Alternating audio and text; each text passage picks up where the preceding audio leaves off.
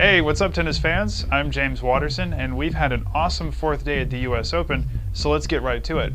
In our match of the day, former world number 1 and 2003 French Open champion Juan Carlos Ferrero outlasted Gael Monfils 7-6, 5-7, 6-7, 6-4, 6-4 in a match that took almost 5 hours to complete. It's Ferrero's greatest win since he beat then 9th-seeded Gilles Simon at the 2009 US Open. Perhaps it's appropriate that his win came in New York. The last Grand Slam Ferrero played was the 2010 US Open, and he's played well here in the past as he made the final in 2003. His match today was an absolute grind though. Both players are excellent baseliners, and many of their rallies had both players scrambling. Monfils was actually the more aggressive player though. He had a monumental 81 winners, counterbalanced of course by 81 unforced errors.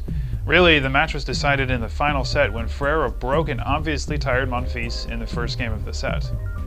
Ferrero next plays Marcel Granollers, and he may like that matchup as he's won all 3 of their previous matches. Meanwhile, Roger Federer, Tomas Berdych, and Kevin Anderson all won easily today, and Federer's next opponent, Marin Cilic, lost only 3 games in his win against Bernard Tomic. On the women's side, Serena Williams was on and off the court in less than an hour as she beat Michela Krajicek 6-love, 6-1. Krajicek just couldn't get her game going, and a lot of that had to do with Serena's mobility and power.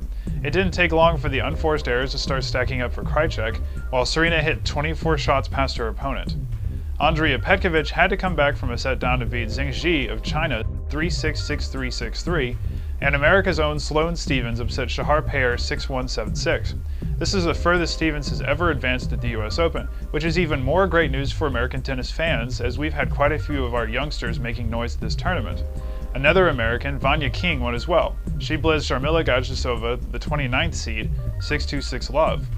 That leaves 5 American women in the draw, with 4 of them 22 years old or younger. Speaking of American tennis, we almost had a surprising player representing the United States at the US Open.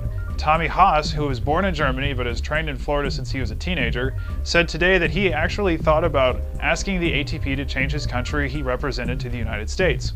Haas has 2 passports, and he said he would have taken a simple phone call to the ATP to have it changed. So why didn't he do it? He said, quote, "I've had so many other things to think about lately with family and where my game is, and if I am ready, a new coach, I'm looking for a physio. There are so many things I didn't have time to maybe focus on who I want to represent here, but I thought about it."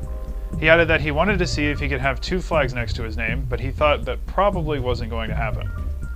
And that'll do it from us today. Keep an eye on our website, www.tennisnow.com, for all the news from the US Open and from around the tennis world. You can also follow the matches on our live scores page, or if you're a social media junkie, you can follow us on Facebook and Twitter, and you can subscribe to our channel on YouTube so you can know when we upload a new news or instructional video. So as always, thank you very much for watching, and have an excellent day or night, depending on when you're watching.